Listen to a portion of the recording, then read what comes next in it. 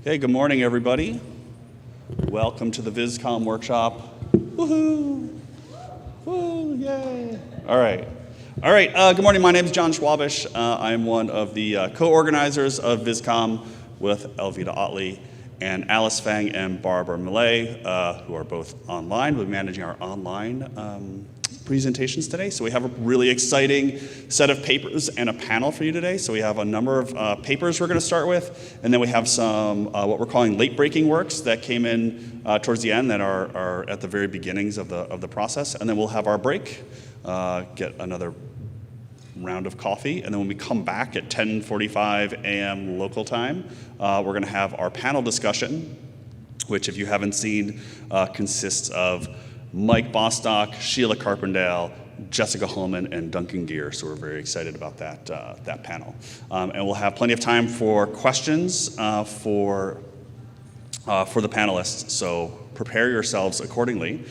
So our speakers will have 9 minutes to present, and then we have, I think, 3 minutes for Q&A. And so if you have questions for either the pre-recorded talks or the live sessions, just raise your hand, and our brave student volunteer Chase will run a microphone over to you so everybody can hear. And thank you so much for being here. I'm going to turn it over to one of our student volunteers, Jen, to kick us off with the first paper.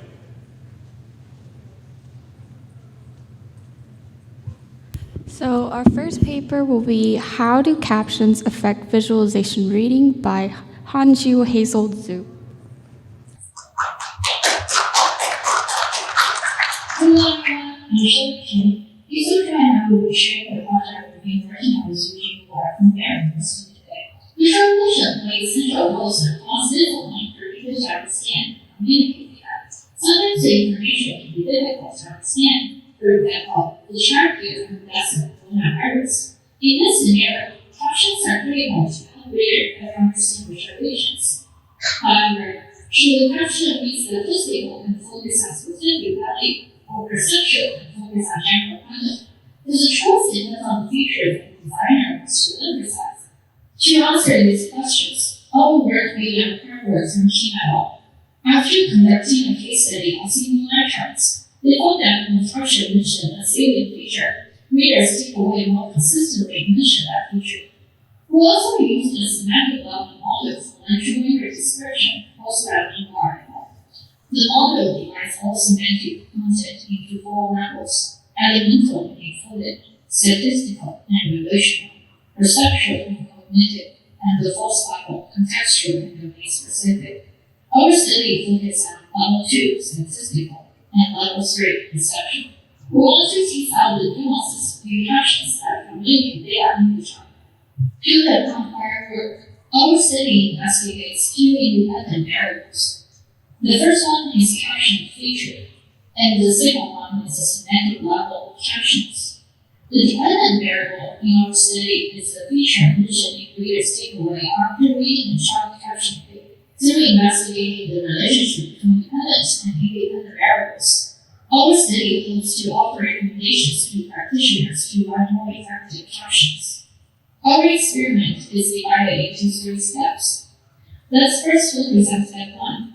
In this part, we ask 9 participants to identify the visually selling feature for a single chart selected from one participant dataset by drawing boxes. Here's an example of the identifying primary and secondary features from the participants' results. Reverse after the bounding boxes and shows the top 2 cluster as primary and secondary feature.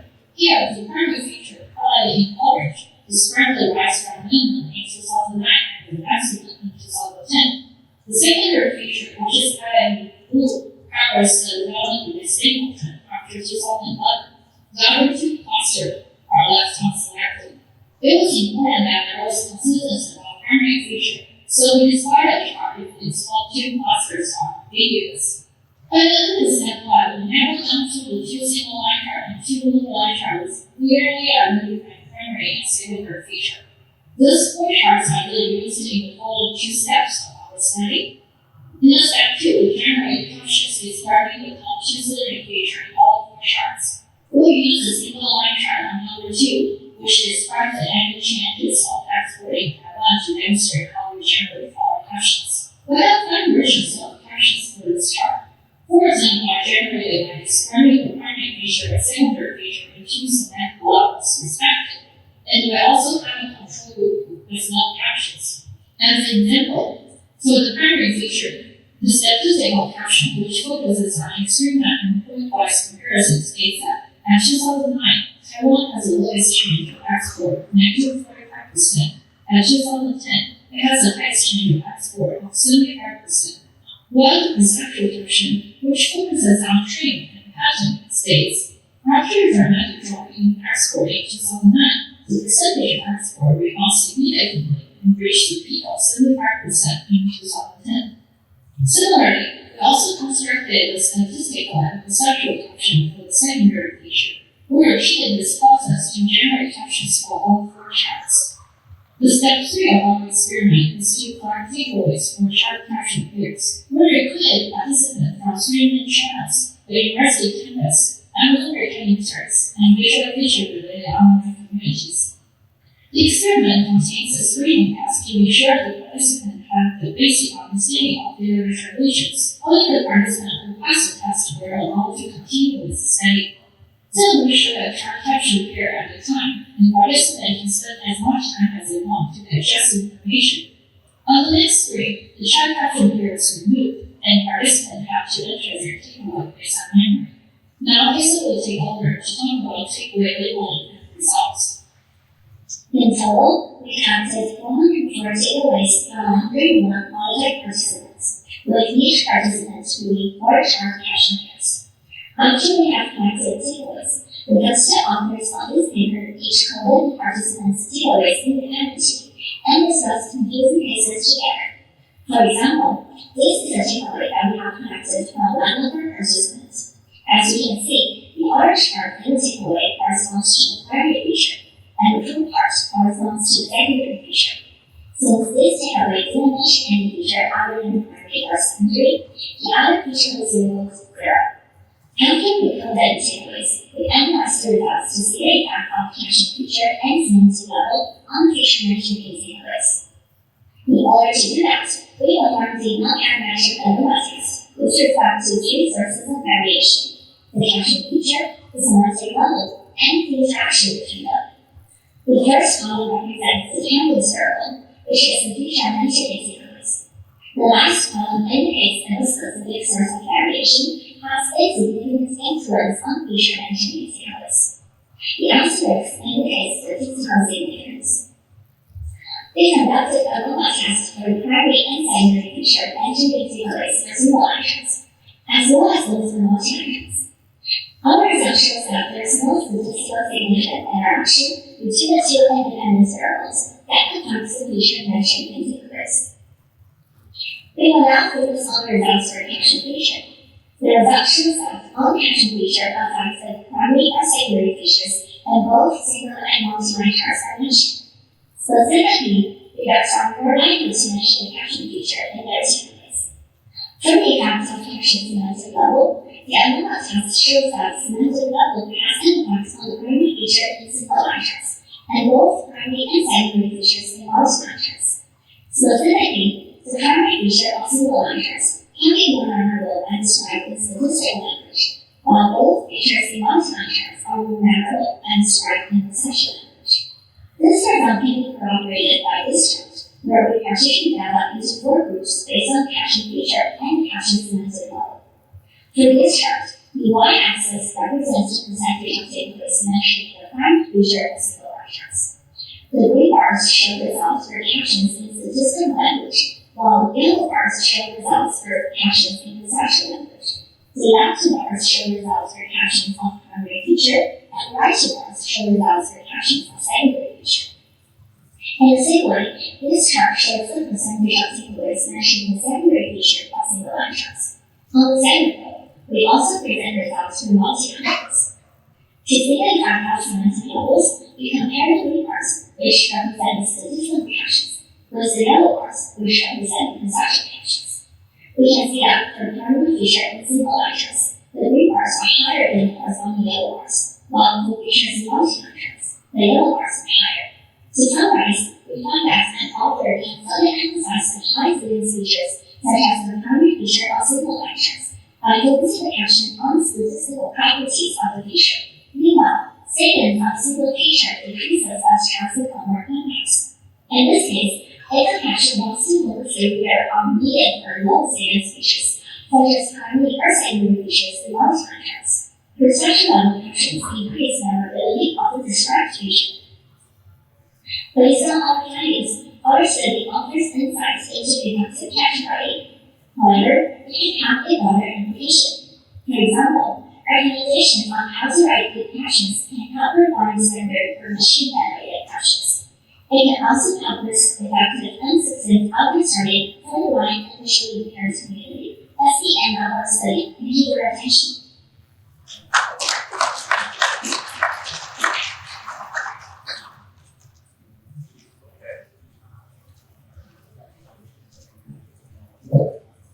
Okay, if you have a question in the room, please raise your hand.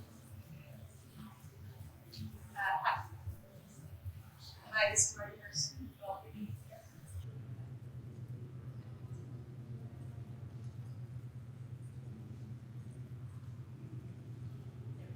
Hi, sorry. This is Marty Hurst. This is really excellent work, and you presented it really well. There's a lot of statistics to convey, and I just think you did a fantastic job. My question is, you looked at captions. Do you think your results, how might you vary this study, or what might you think about putting annotations directly on the chart as opposed to just in the captions?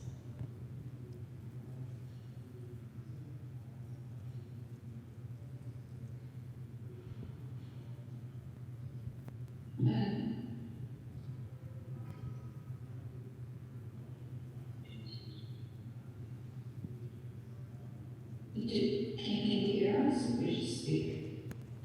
Yes, we can hear you. Oh yeah. I think when we initially do the experiment, our focus was on how sort of caption will impact the reading. So we were trying to like specifically analyze like the caption that's like the independent variables, like how we change the caption, semantic caption, and how would that sort of increase or impact the effectiveness or like the memorability of the user. I think the annotation like on caption like inside the chart is definitely another factor that could help increase the memorability. I think for our experiment, for us like to sort of strictly control the variables for the experiment, we just chose like the semantic level of caption, sort of as like what the factor we were trying to evaluate and control.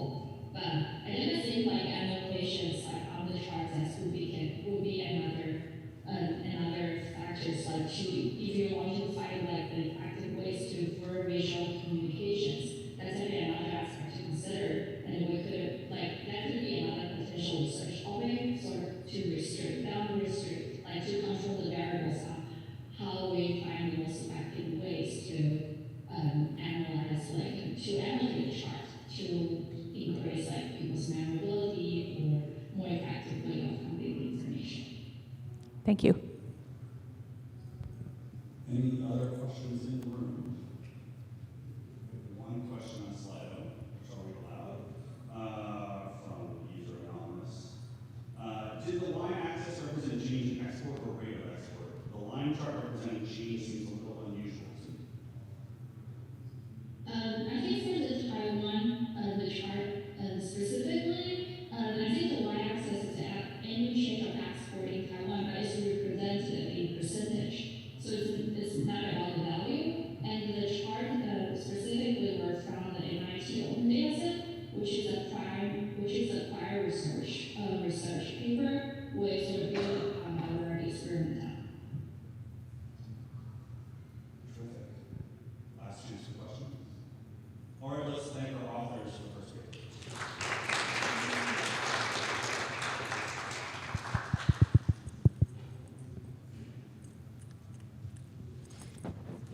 Thank you. Hello? Okay. Thank you, Hazel and Shelley. The next paper will be Scoping the Future, Scoping the Future of Visualization Literacy, a review by Mara Solon.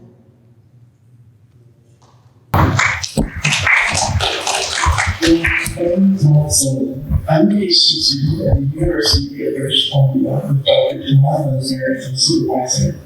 Today, I'm presenting my paper, Scoping the Future of Visualization Literacy, a review. I'll start by providing motivation for this review of visualization literacy, and then a description of my process before diving into the findings.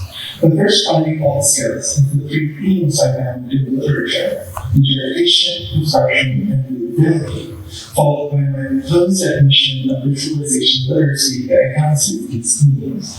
I'll share my analysis of the participant goals of the user studies in this review, which allow me to identify gaps in the demographics of these participants. Finally, I'll conclude with a summary of my work. This topic, visualization literacy, is broad and a challenge skill that developing the entire field of visualization. To alleviate this challenge, I focus on the individual components of visualization literacy and then use them to succinctly define the topic. But why focus on visualization literacy at all? Well, we can't ignore that visualization will be used more and more in all aspects of life to communicate information. And so the importance of understanding people's abilities to use these visualizations is increased as well. Given this continuing change, we must ensure that the visualizations are effective and well designed for broad, diverse, and non-expert audiences. I began this work by iteratively identifying relevant literature through key research and key papers. I conducted the literature search in two phases. First, with a focus on interpreting and constructing visualizations, and second, with a focus on readability. To identify themes in this collection of papers and use schematic analysis, and then organize papers based on which themes they discuss. After noticing a heavy bias in the demographics of computer participants in the user studies of the papers, I extracted and summarized demographic information to identify gaps for future research and exam. Interpreting, or in other words, reading and comprehending, is the most common theme in visualization literacy literature. It's also the earliest study theme, although early work sometimes use terms graph literacy or visualization comprehension. Researchers have conducted reviews of teaching material in use in elementary schools, which found the visualization techniques in use are not only understudied, but are rarely explicitly taught despite their utilization in classrooms. Tools for education have also been developed, although with mixed results. While the tool for teaching visualization with gradually increasing levels of abstraction is successful, two educational aims mean that teaching visualization were inconclusive. Other interpretation work has been more general, such as the development of frameworks to describe visualization literacy. This work breaks down the different levels of types of interpretation. For example, consider the difference between extracting a single value, which is identifying trends. Other researchers have developed assessments to help quantify visualization literacy. These assessments have been applied to studies, with the results suggesting a significant number of people have a hard time interpreting visualization, even in populations with technical backgrounds. The assessments also found that visualizations that use common chart types and relate the data to the individual user were more successfully interpreted than others. Construction, the ability to create or design visualizations, was not the primary focus of any paper, but it was included in the discussion of a handful of papers. Three papers included construction in their definitions of visualization literacy, but did not otherwise contribute to the topic. Two papers did incorporate construction into their work, and they, along with one other paper, commented that construction should be more widely considered part of visualization literacy. Including construction visualization literacy acknowledges that communication is bidirectional and better connects visualization literacy to the traditional idea of literacy, which is not just the ability to read, but to write as well. Believability, the ability to critically analyze and determine when and when not to trust visualization, is a vital skill that those visualizations can be made by anyone for any user. While visualizations have been found to decrease misconceptions that arise from reading text, they can themselves be misleading. One study contained questions on believability found that individuals with less secondary and post-secondary education were less likely to change their opinion on the chart's usefulness based on the source of the data, implying that education helps us learn of the importance of considering data sources when determining whether or not to believe what is being communicated. Another study found that people tend to trust charts in general, despite varying sources of data. One of the educational visualization needs also included aspects of believability by having users consider why each design choice was made. Similar to the construction theme, some papers mention believability without explicitly including it in the rest of the work. However, some directly argue that believability should be considered part of visualization literacy. I agree that believability is part of visualization literacy. However, as researchers have found, we must be careful not to equate improvement on which visualization starts with critical analysis ability. Someone can have strong critical thinking skills but have other reasons for trusting or distrusting charts that are not related to the visualization literacy scale level, but instead come from their lived experience. I propose a new definition for visualization literacy based on the three needs I discussed: the ability to critically interpret and construct visualizations. Even if, and this is likely, this definition is not unanimously agreed upon, I hope that future visualization literacy work will at least consider these three needs, given that multiple authors require their inclusion. Now, let's switch gears to the analysis of the participant rules of visualization literacy user studies, which 14 of the 20 papers included. While the details are available in the paper, I'll review a couple of takeaways. First of all, understanding which population the study may apply to requires knowing what population the study is conducted with, so it is important to include demographic details in study descriptions. Second, future studies on visualization literacy must include people outside of the weird demographic, because their findings are to be generally broad. Weird stands for Western, educated, industrialized, rich, and democratic. The studies in this analysis were widest towards men, people from North America and Europe, young adults and children, people with secondary and sometimes post-secondary education, and people with enough expendable income to attend post-secondary education or visit and pay for museums. This pool is not representing the global majority, and therefore the topic of visualization literacy will benefit from including more diverse participants moving forward. So let's summarize.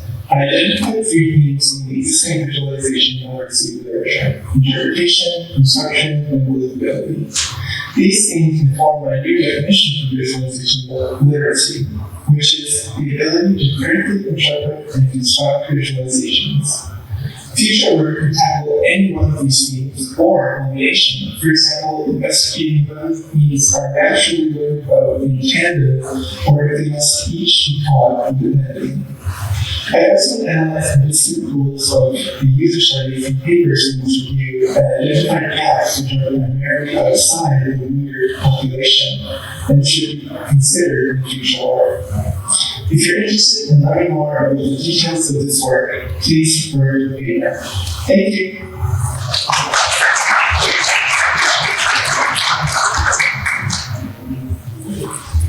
Okay. Any questions in the room? Hi, thank you, Mark. So that's a very great work. Basically, I have a question. So as we all know, visualizations have different roles or tasks. Like we can use them for communication or data exploration. So do you think like the task will play a role in the evaluation of visualization literacy?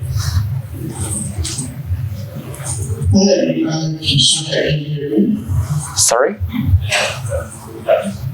Yes, I can answer that. Great. I think it does. One of the things that I saw in the papers was a long discussion of how to design these studies to assess visualization literacy. And a lot of a lot of that discussion was intended for visualization designers for us. And I think that ended up not being the focus of the paper. So I believe that yes, you're absolutely correct. Like things like tasks or context would be very important for student visualization literacy. And I just did not focus on that in the survey. Okay, thank you.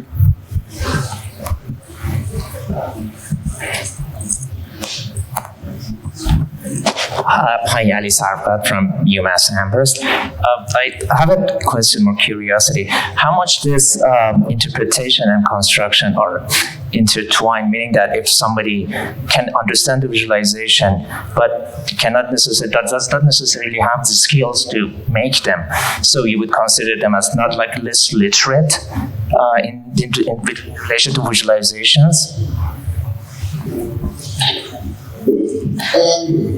I'm not entirely sure I heard you the last little bit. So if somebody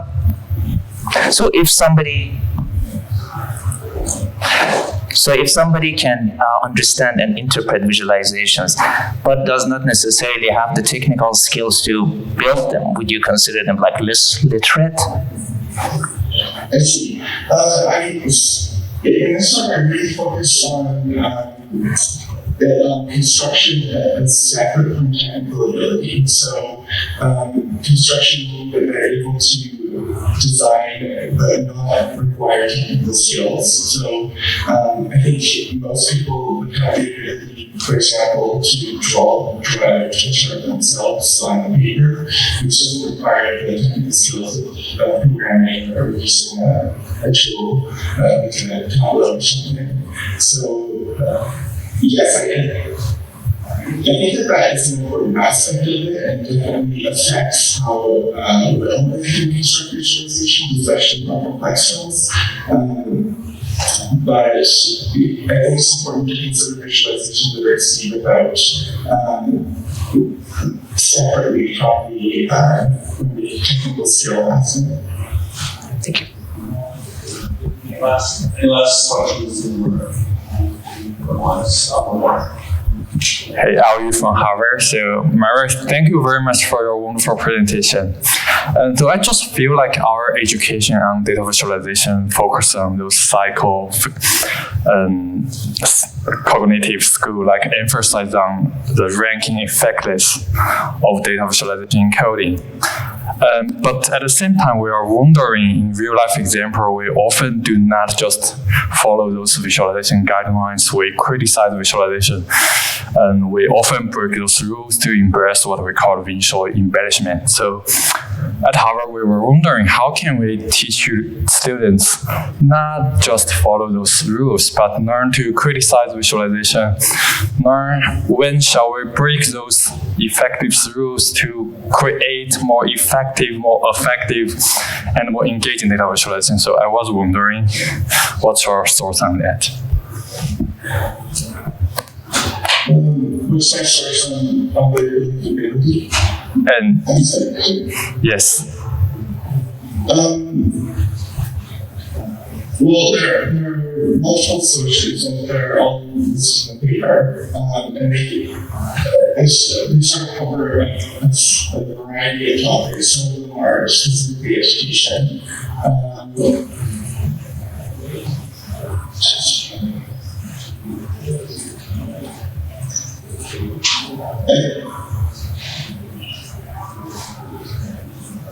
I'm not sure I can pull out the exact citation for it right now, but I do recommend looking at paper.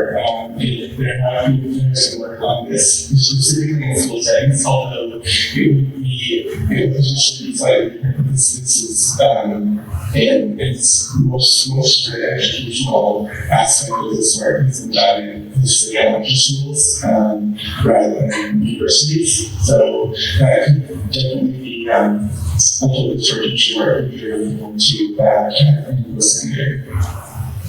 Perfect. Let's see you tomorrow. Okay, now we're going to get into our papers that are live. So, again, you all appreciate. We have our student volunteers going to introduce you. Speakers are going to take your masks off on your microphone. Great, thank you, Mara. And so now our first in-person presentation will be Negotiating Visualization Minimalism, a preliminary analysis of Twitter conversations by Prakash Chandra Shukla.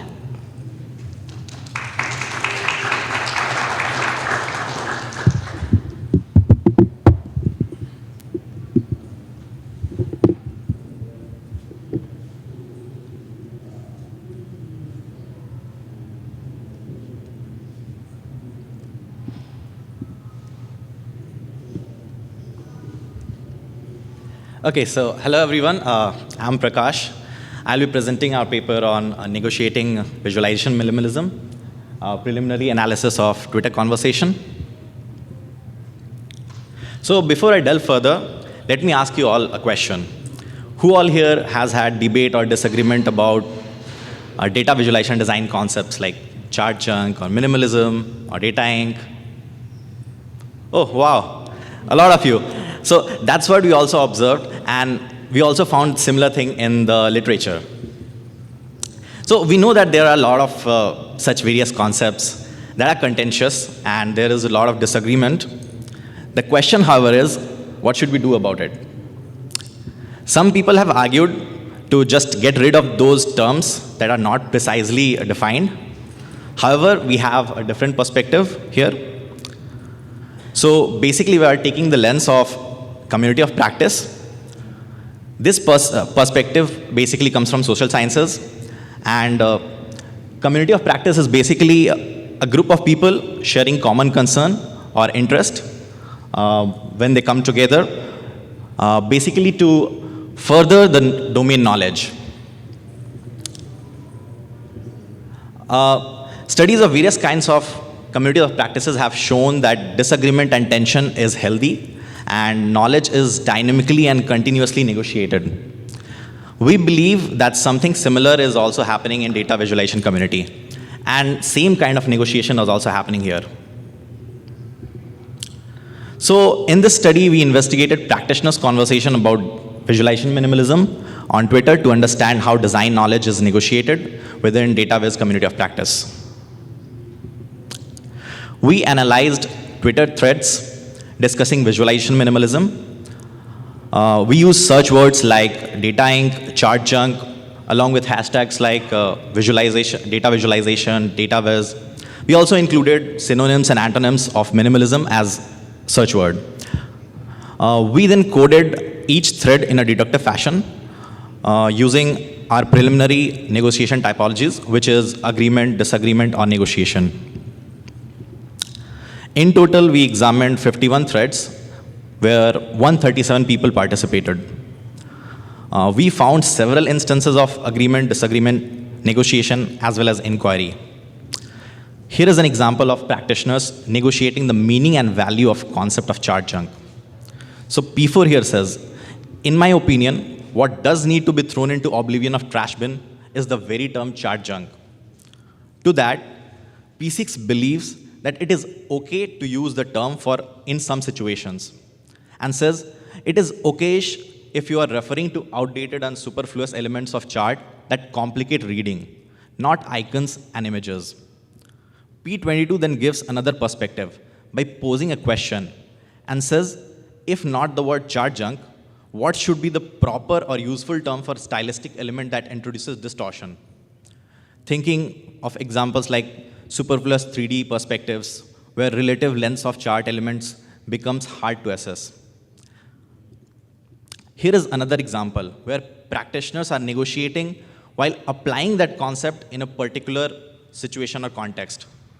So P19 asks for thoughts over the use of icon, like that red color highlighted, in the chart published by EU, which shows people at risk of poverty and social inclusion in EU in 2020. So P1 believes that illustration grabs attention, and without it, visualization would be boring. P13 and P15 feels that icon adds to the comprehension and memorability respectively. P11 posits that icon increases engagement and basically writes that no objection to aesthetic elements which makes people more likely to notice or engage. So these sort of people kind of support the use of icon here, but there is another set of people who disagrees with the user and provide a different angle. For example, P2 and P8 thinks that it adds nothing to the chart. P5 feels that the way icon is used in the chart, it could be misleading. P7, P8, P9, P12 thinks that use of icon here shows a lack of empathy because it makes light a very serious issue and diminishes the seriousness by showing cutesy Uncle Screw's cartoon iconography. P14 adds that this icon reinforces the stereotype by showing a female person of color. You can find more such examples in our paper. So based on this, we conclude that ambiguity might be okay. And just because a concept is not rigidly defined does not mean it's not useful. Because ambiguity gives practitioners flexibility to interpret it in the way that fits their design situation and their personal design philosophies. Further, we posit that design knowledge does not need to be explicit and universally agreed upon. Rather, it requires negotiation. And to improve dialogue, we need to understand how these negotiations happen. Finally, we propose to have more such studies, focusing on data-based practice and social dimension of design knowledge. With this, we conclude our presentation and are open to questions. Thank you for listening.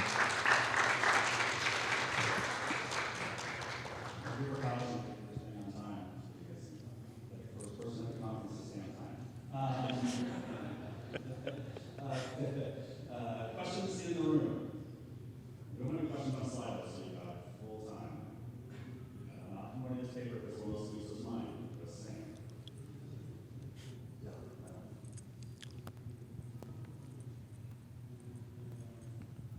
Prakash, I think you did a great job. That's a very important research topic. I'm curious if you've thought about how we can leverage personalized visualizations to address the issue of diverging thoughts. I mean, definitely that's one area where we can study that, but our focus here was on studying how practitioners engage in a community of practice to further design knowledge. So let's say if a designer is sharing their personal design on social media space, it provides an opportunity to have a discussion around those topics and probably share their own perspective and their own design situation, why they created such visualization and what was the background behind that. Yeah, I have a follow-up question. I don't know if you've analyzed this data, but do you know if there are any trends and differences between the people who agree versus disagree? That's definitely a further area of research. Here, while collecting data, we did not distinguish between the kind of participants. So let's say between the researchers or people from industry or students or people who are new or people who have much experience. So this is something which we can do that in our further studies where we categorize different types of users and study how they are discussing about a particular concept. Great, thank you. Yeah, thank you. Other questions? Okay. Let's go to Prakash. Thank you so much. Thank you.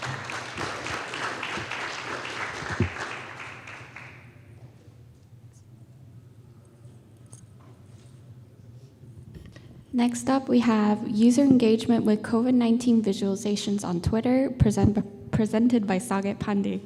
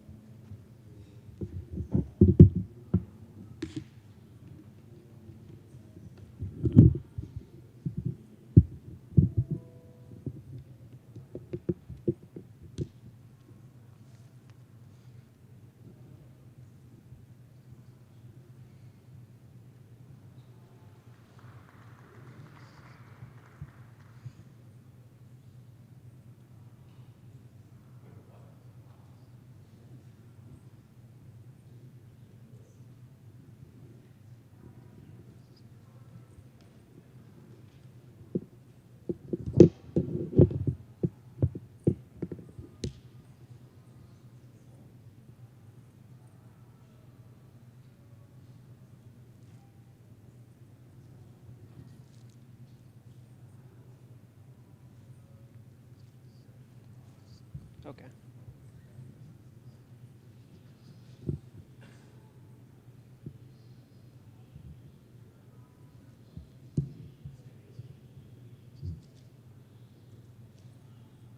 All right, it works now. So, yeah. Hello, everyone. Welcome to my talk, User Engagement with COVID-19 Visualization on Twitter. I am Sagat Pandey from Washington University in St. Louis. So for the overview, I'll start with the introduction to the project, then I'll talk about the data preparation process, and then I'll go over the result. I'll then conclude with the future works that can be built upon this project. So during COVID-19 pandemic, data visualization have been a crucial component of online discussion, and public health experts have increasingly used visualization to share COVID-19 information online. However, research in understanding how people engage in the wild is limited. In this project, we compare the tweets or the engagement for tweets containing visualization versus the tweets without visualization. And we also looked at the different visualization types used by the medical expert in communicating COVID-19 information. So in order to understand how people engage with visualization in the wild, we use Twitter. So Twitter has given a space to the health experts or a chance to directly reach out to people in order to communicate important health related information.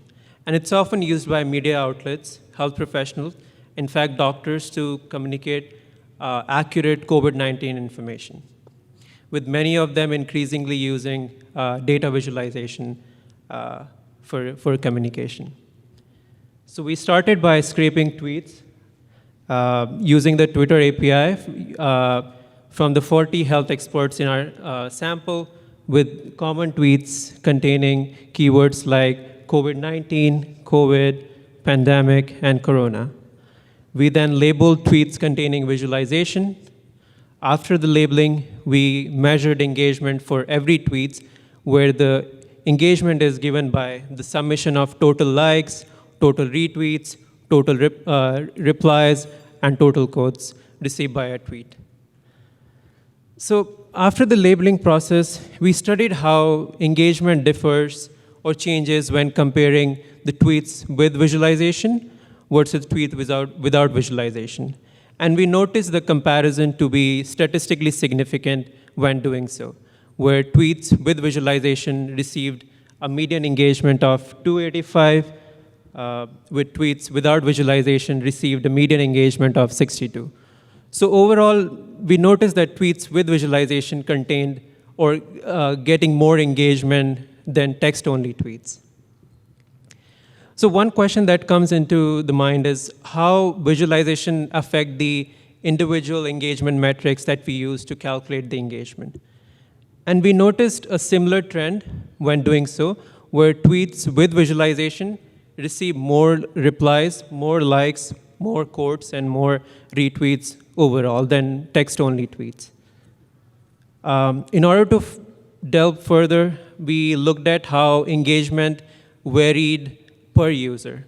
And we can see on the left-hand side where the tweets containing no viz or tweets without visualization, the average engagement was more.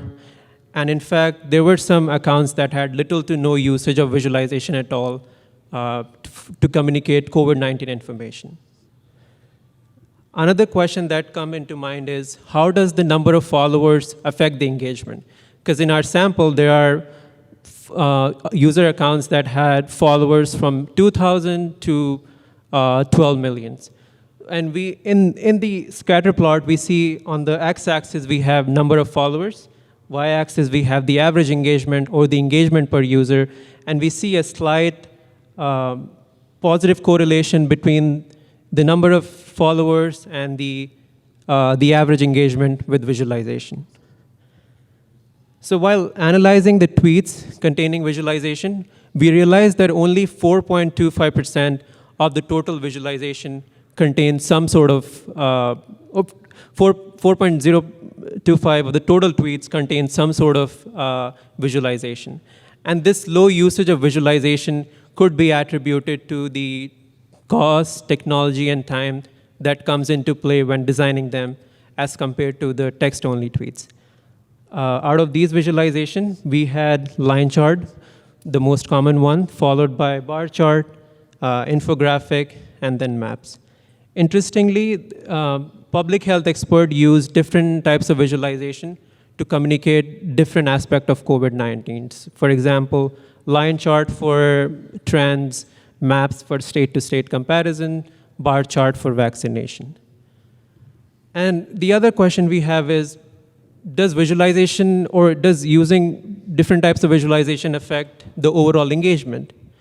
And we looked at that there was no significant difference when using different visualization types. Surprisingly, there were some tweets in our sample that received no interaction at all. And some of these visualization might be difficult to understand on a small screen mobile device, and this low engagement or low user interaction could be attributed to the high usage of microblogging platforms like Twitter on a small screen like cell phones. And it's still a challenge in the community, in the visualization community, on how to access complex visualization on a small screen devices like cell phones. So far, we have covered that tweets with visualization have more engagement than tweets without visualization. And we have seen the low usage of visualization in communicating COVID-19 related information. To move forward, we would like to suggest a couple of directions in terms of how future works can be built upon our work to explore this space of user engagement with visualization. We believe our work is a starting point in understanding how people engage in the wild and the visualization usage in the wild. So it would be interesting to explore a different arena where visualization is being used and then contrast the two. Secondly, the utility for visualization in communicating health information shows tremendous promise. So we call for more research work in the area of visualization usage and user engagement in the wild. Third, it would be interesting to compare the lab-based engagement studies with the organic observation in the wild. So this presentation only covers a small portion of understanding how people engage with visualization and user engagement with visualization in the wild. So for more details, please read our paper. Thank you.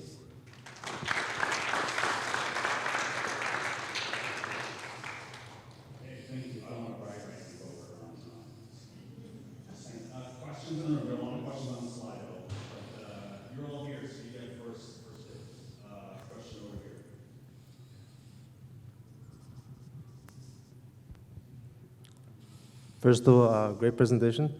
Thanks. And have you considered comparing or compared visualizations to tweets with like just images that are not visualizations or videos?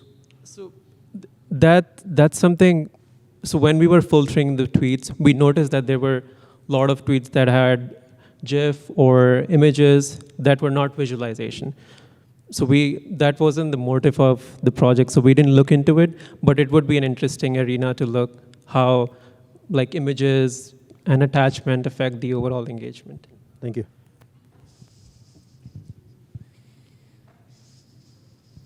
Related to that question, I'm curious if animated visualizations, if you looked at that as a category of visualizations.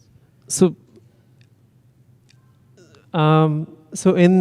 if I go back to the slide where we had, so these 613 were the static images that contain visualization.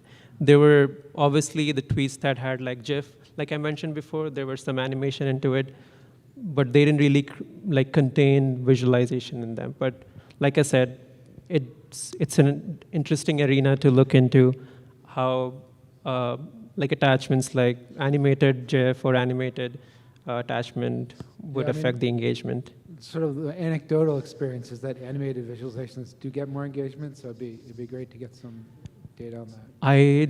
So I don't have the answer of whether the animation will increase the engagement. But yeah, that's all I have. Thank you.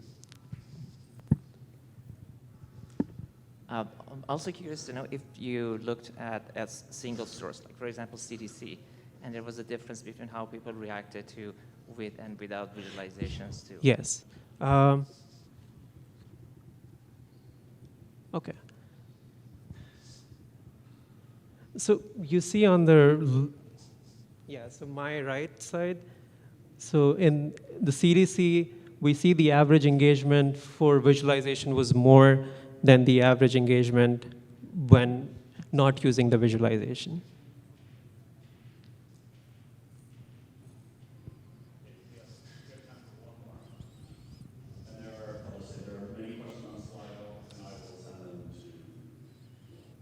So I just kind of had a follow-up question with the no visualization. When you consider the text, do you consider like the length of the text, or do you just consider it a text? Since that's a social media, I would assume like the more length it is, people don't engage with it. But if it's a couple of sentences, like how do you go about doing that? Thank you. We didn't consider the length of the text in both tweets with visualization and tweets without visualization. But now I think about it, that it would be interesting to look at how tweets with a lot of text versus tweet with just few sentences or few words affect the engagement. But that's a really good question, and I would definitely look into it. Okay, let's say thank you for speaker. Yeah, thank you.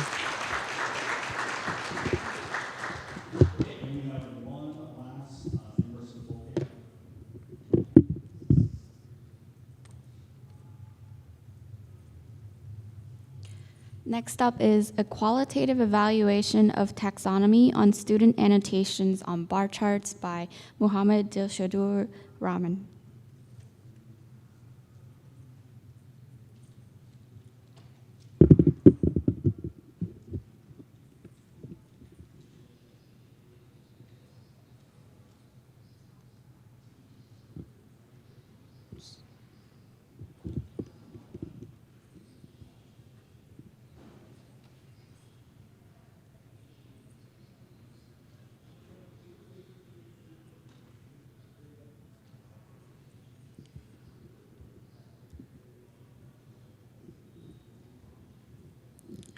Hi everyone, I'm Dilshadur from University of Utah. I'm going to present our paper, A Qualitative Evaluation and Taxonomy of Student Annotations on Bar Charts. Annotations help in improving the comprehension of data by highlighting or emphasizing the components of a visualization. For example, on the left, the text annotations on the line chart helps to understand the tableau's stock easily. And on the right, on the top of the bars, the values helps to retrieve the values of the bars easily. Therefore, it is crucial to know how we can effectively annotate charts. This Georgia Department of Public Health visualization failed to draw the viewer's attention to their unorthodox ordering of bars. In this group bar chart, the bars were ordered from highest to lowest instead chronologically, and therefore it was criticized as deceptive. Annotations could have helped mitigate this problem by emphasizing the ordering of the bars. This leads to a driving question, which is, what is the design space for annotations? We designed a study to understand how students annotate group bar charts. We coded and summarized the study to build a design space for bar chart annotations. We proposed a taxonomy of bar chart annotations with 14 different annotation types grouped into 5 different high-level categories. We generated the stimuli from random synthetic data. Each stimulus included 3 bar charts. Each bar chart included 4 high-level questions. So there were 12 total questions.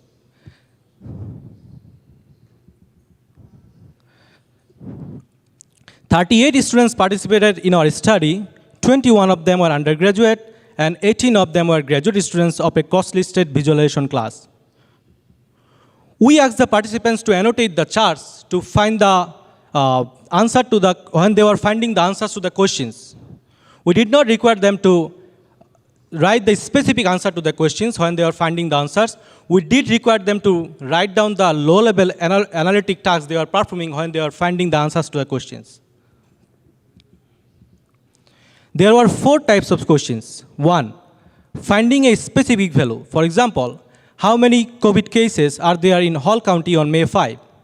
2, filtering some values from others. For example, which counties have fewer than 40 cases of COVID on May 1? 3, aggregating. For example, how many COVID cases does DeKalb County have from May 1 to May 4? And 4, sorting. For example, sort the counties in descending order based on the number of COVID cases on May 8. We developed the high-level questions in a way so that the participants can answer them by performing one or more low-level tasks from retrieve value, filter, compute derived value, find extremum, and sort. The participants did the same task in 2 phases of a class assignment, first individually and then in a group. We did not require them to use any specific tool to complete the task. To evaluate and summarize the submitted assignments, 2 co-authors went through all the annotated charts and hard-coded them using an open coding approach in multiple iterations. In the first iteration, the 2 co-authors have separately identified a set of annotation types based on the shapes, colors, and text used by the participants, and they carefully observed the submissions and were able to link the annotations to the associated low-level tasks.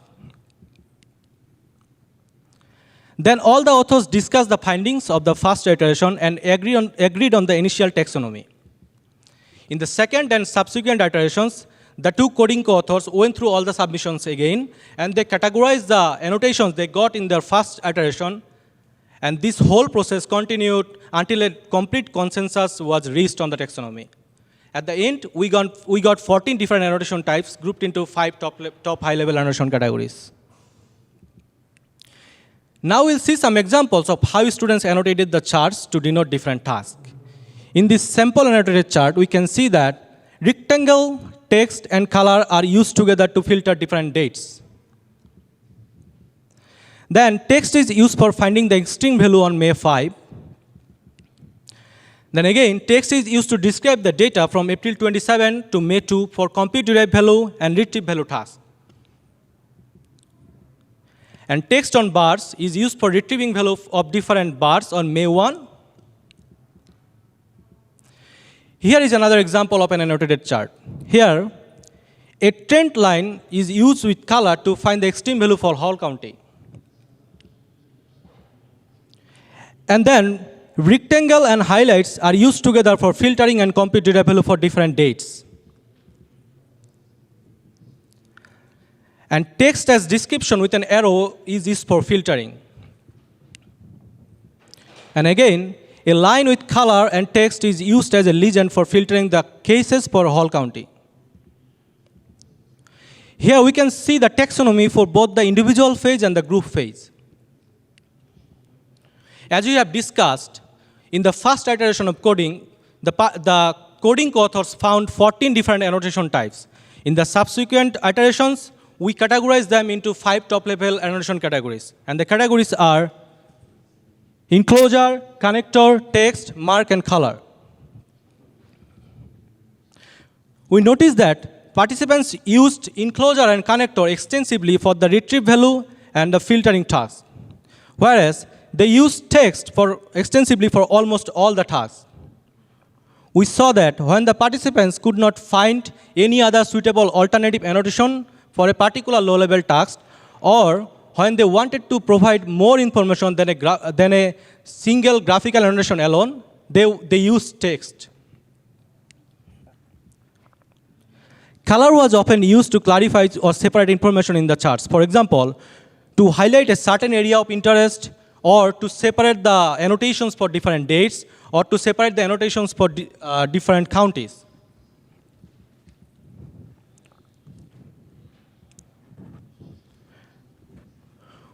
We did not see any significant difference between the results of the individual and the group phase, other than the fact that participants tended to limit themselves to use similar limited set of annotations when they worked in a group. For example, with enclosure, much more variety was seen in the individual phase in terms of encodings and tasks, while rectangles with filter and complete data value were the majority in the group phase. This kind of pattern can be seen in the other kind of tasks and encodings too. From the previously discussed examples, we have seen that participants often used multiple annotation types to denote a single low-level task. When we investigated this phenomenon further, we found that when a single annotation type could not stand independently to denote a single low-level task, participants used multiple annotation type to denote that particular single low-level task. For example, connector and color for filtering, enclosure, connector text for finding the extreme value, etc. The sorting task appeared to be challenging to annotate for the participants. They used the lowest number of annotations for sorting.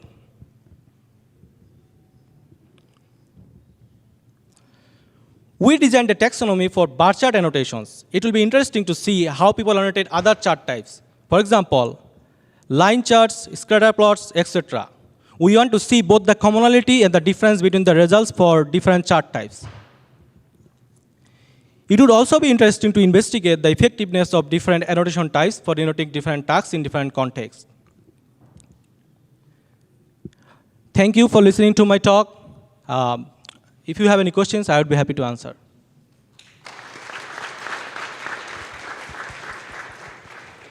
Okay, terrific. Still on time. Questions in the room? Yeah. Hi, thank you for the talk. I was just wondering, so in your participants, like in the methodology, you said there are like some undergrads and also the grad school students? Yeah, they are undergrad and the graduate students. Have you thought about like looking at the group differences in that case of how like the annotations could be different based on like the level of, I don't know, expertise or like education maybe?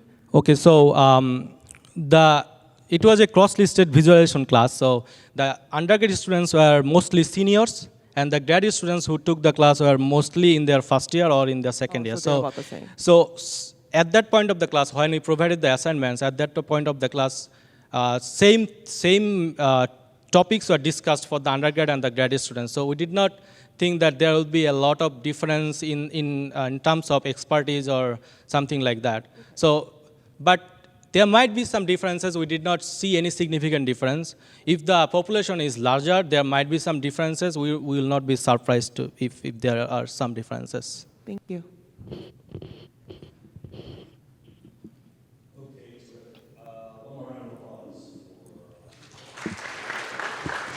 Thank you.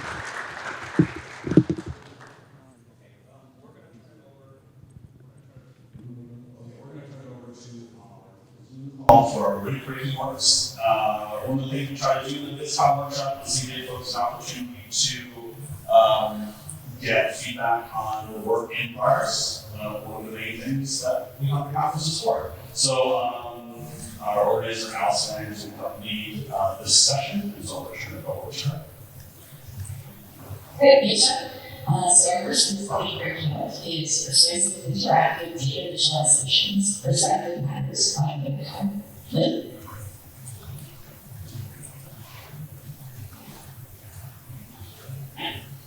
Hello, hi. I'm the title of PhD student at University of Southern Madison, the School of Children Math Communication, and I am a data visualization researcher and focus on health communication. And I have a student that I'm working on, and I'm really interested in getting the product and getting my ultimate question is, we know a lot about how narrative perspective can increase transportation and also understanding of messages. So when a person is going to read a story, we know that if the perspective is a first person perspective or a second person perspective or I or you, the story is much more persuasive. We don't really think about how using that language and changing the perspective of the data visualization can change people's perspective and the overall perception of that visualization. So when we look at this term, I'm interested in seeing how that makes you feel and how that connects you to the information in the study context. And I also, it really changed what and bring people more into the information, into the story, more into the data. So I'm proposing a 2x3 study which looks at the perspective, either I, you, or a generic select one. And I have to do with the New York Times Society and things like that, especially with the COVID data. You go in and you use a lot of you, like you live in this place, or sometimes it's just select this place that you live in. And the way that is phrased can really change people's interpretation of information to see how close it is. So in this study, I'm using imagery as a context to see how people connect to this information to compare more references. And the other, so the 2x3, and the other 2 is the use of data visualization versus just the text. So in this screenshot, we see that the student lab is data visualization. Again, just a way of helping transport people more into the information to data knowledge data to change how they see this drinking as actually not a normative thing that most people do. So that's the end of my study. One of my main questions is what about this works to help us understand the constraints of data visualization? And I'm interested in how they got this. Great, thanks, Lynn. Quick round of all the badgers. So, questions for Lynn in the room, or any suggestions for Lynn and sure.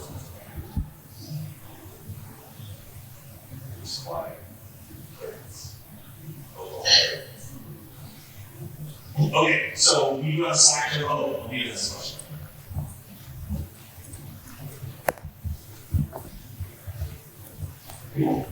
Hi, Lynn. I think it's really great to look at the persuasiveness of visualization. My question, or maybe comment to some extent, is like based on your focus on binge drinking, because I feel like a lived experience, like people who are like alcoholics or who drink socially or who don't drink at all, that might have more an effect on the bias that you might see here. And so I wonder to what extent the choice of topic might, or maybe you haven't really talked about their subject pool that you're considering yet. So I'm curious more about the subject pool, the choice of topic, and your thoughts about that confounding factor of biases based on lived experiences. Absolutely, thank you. I'm interested in using that research to help support public policy and practice by government agencies and other public health agencies. So in that way, my pool of participants is I'm interested in a national representative from the U.S.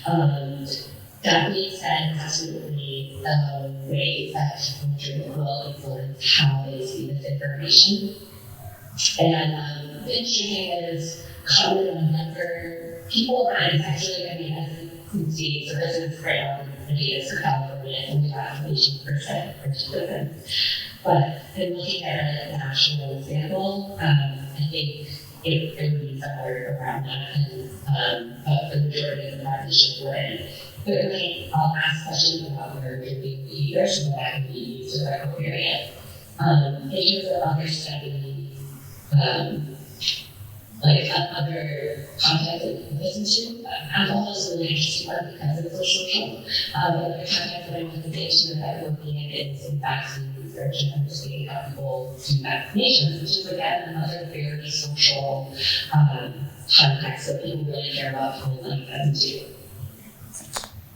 Okay, great.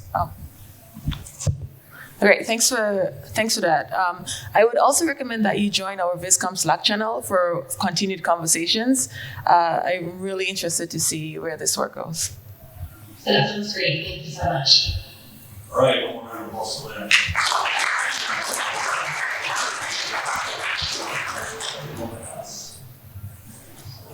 All right, and our next speaker is visual communication of potential anomalies with battery improvements in ISS mission control, and this will be presented by Ms. Sri Sun.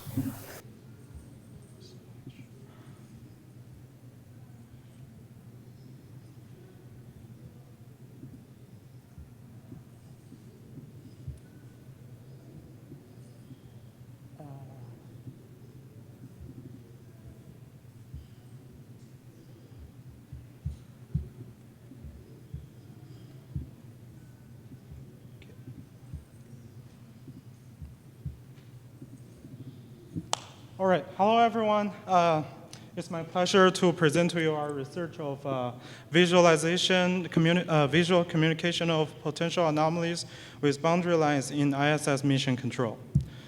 Okay, so just to give a little bit context, this is a photo showing part of our NASA's International Space Station mission control front room located at Houston, Texas.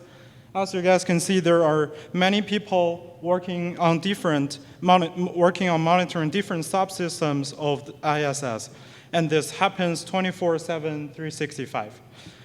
Taking a closer look, you can see that each of them have multiple displays set up on their desks. In fact, they need to constantly monitor thousands of streams of telemetry data in real time and respond as quickly as possible when they detect any anomalies. Okay, so currently boundary lines, which is circled in there, the red dotted line, are being widely used by controllers to indicate nominal ranges of data. However, these are done and can only be done manually by the ground controllers with their expertise for the data interpretation. So, okay, everyone wants to go to Mars, right? So this is also what NASA is planning. Imagine we're extending our mission to Mars. Here are some facts to know about. First, communication delays between Earth and Mars is unavoidable, and it's between 4 and 22 minutes, single way. That makes our real-time monitoring on mission-critical data no longer possible. At the same time, astronauts do not have time and expertise to monitor all the telemetry data and detect anomaly. They still have science to do a lot. One common agreed way of solving this potential problem is to incorporate with more AI and automation, but should we just try to automate everything and hope AI does a good job for us? Well, our findings suggest something different. So we took a step in doing interview study with some real experts who are or have been working as astronauts or ISS flight controllers. Here we're showing a table of detailed roles and experiences of our participants. So basically, with our preliminary analysis of interviews, we found that interpreting data requires a lot of tacit and situational knowledge. And now this can only be done by experienced experts. Boundary lines are not the only criteria. Flight controllers only take action when the boundary lines are crossed and it's not matching their expectations. If the system is giving too many alerts and those are false alarms, they'll just turn it off. So, and that will even bring greater risk to the mission. Expertise that ground controllers have are not going to be fully accessible by the crew members on Mars due to comm delay, but astronauts do need support from those expertise. Automation is not the one solution for all. Making decisions using expertise seem easy, but to fully automate the process may be impossible. So finally, we want to discuss with you about our question of, given that continuous monitoring by mission control experts is not possible, but we still need the expertise in interpretation of data, how visualizations can be designed to effectively alert astronauts of anomalies with minimal false alarms on Mars. Thank you, guys. Any questions? Any questions about going to Mars? Let's go. Hi, this is a really interesting, important problem. I just have a question about anomalies. So is that a well-defined, well-quantifiable construct? Because if it is, it seems like there's a lot more tractability in answering this question than if we don't even know what an anomaly is in the first place. Yeah, I actually there is. So everything, for example, now on International Space Station, they have a nominal state. They have a state that they should be working at, and anything falls out of that is anomaly. So this can be due to some expected disturbances, or this can be due to some unexpected disturbances. So basically, their job is to very well define or discern which one is, kind of okay and it's predictable, and some others are unpredictable, are going to lead to a greater impact, or to a failure or something. Yep. So does that mean that we can trust automation and alerting anomalies in some other way then, given that they're well defined? So through like flashing lights or sounds or something like that? I'm sorry, I didn't hear the first part of your question. So given that anomaly is well defined and well quantifiable, so can we alert to anomalies using other types of, rather than the guidelines, like things that capture attention, like flashing lights or flashing sounds, so things that capture attention while the scientists are doing other tasks in space? Yeah, yes, of course. They're currently using auditory and those beeps and flashing lights, but at the same time, you don't want to use too much of that because there are some more important situations. So they have their codes, and some of the more dominant channels are left for critical situations. Yep. But we do have some freedom of changing that also. Yeah. Okay, let's do one more question. Hi, thank you. Very interesting talk. I'm Shayan, and actually I happen to be a civil servant intern for NASA Ames while being a PhD student. So I particularly found this talk very interesting. So it sounds like, finding these anomalies and those visualizations, they rely on this notion of a boundary, and, exceeding that boundary, you're in the red zone. What do you think, what is the role of visualizations when that is not the case anymore, when the anomalies are more complex, maybe not as interpretable as just like a red line on a line chart? Where does the role of visualizations come there? What are your thoughts on that? Okay, I see. So all the telemetries are like fan RPMs, battery voltages. So these essential parameters are always going to be a value. And these information are always going to be conveyed to someone who has expertise in interpret them. So I figure maybe eventually we still need some sort of visualization to do the communication between the system, thousands of different values, to experts who can make decision whether there's something that we need to concern or not. Yeah. I see. Thank you. It's very interesting to think of this as a human-machine teaming perspective, and thank you for the talk again. Yes. Thank you. Thank you so much. Okay, let's say